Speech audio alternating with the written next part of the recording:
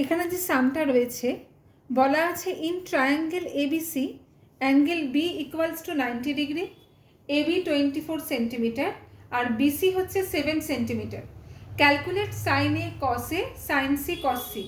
তো প্রথমেই আমরা ট্রায়াঙ্গেলের ছবিটা এঁকে ফেলবো। এ বি সি একটা ট্রায়াঙ্গেল আছে যেখানে বি হচ্ছে 90 ডিগ্রি। এবার দেখো এবি হচ্ছে 24 সেন্টিমিটার আর বিসি হচ্ছে 7 সেন্টিমিটার।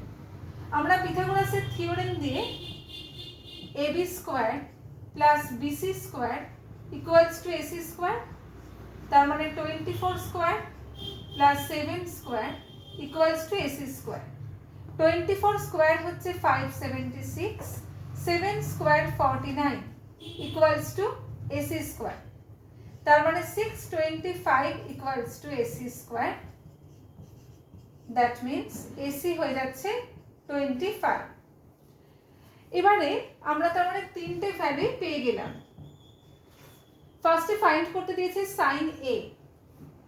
বলে রাখা প্রয়োজন আমি যখন যে অ্যাঙ্গেলটা নেব তার অপোজিট সাইডটা হচ্ছে তার রেসপেক্টে পারপেন্ডিকুলার। আবার যখন আমি অ্যাঙ্গেল সি নেব সেক্ষেত্রে সি এর অপোজিটটা হচ্ছে পারপেন্ডিকুলার। তার মানে আমি যদি সাইন এ ফাইন্ড করি, সাইনের ফর্মুলা আমরা জানি অলরেডি, পারপেন্ডিকুলার বাই হাইপোটেনিউজ। এর রেসপেক্টে পারপেন্ডিকুলার হচ্ছে 7 আর হাইপোটেনিউজ হচ্ছে 25।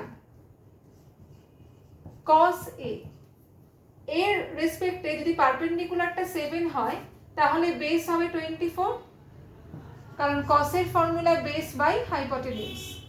তাহলে 24 বাই 25। সেম ভাবে আমি যখন সাইন সি নিচ্ছি তখন সি এর রেসপেক্টে পারপেন্ডিকুলার হচ্ছে 24, তার মানে পারপেন্ডিকুলার বাই হাইপোটেনিউজ। ফর্মুলাটা কিন্তু সেম, অ্যাঙ্গেলের ডিফার করার জন্য এখানে ভ্যালুটাও চেঞ্জ হচ্ছে। তাহলে এটা বললাম সি এর রেসপেক্টে পারপেন্ডিকুলার হচ্ছে 24 বাই 25 আর cos সি হচ্ছে, যদি এটা পারপেন্ডিকুলার হয় সি এর জন্য তাহলে বেস হবে 7, base by hypotenuse equals to 7 by 25।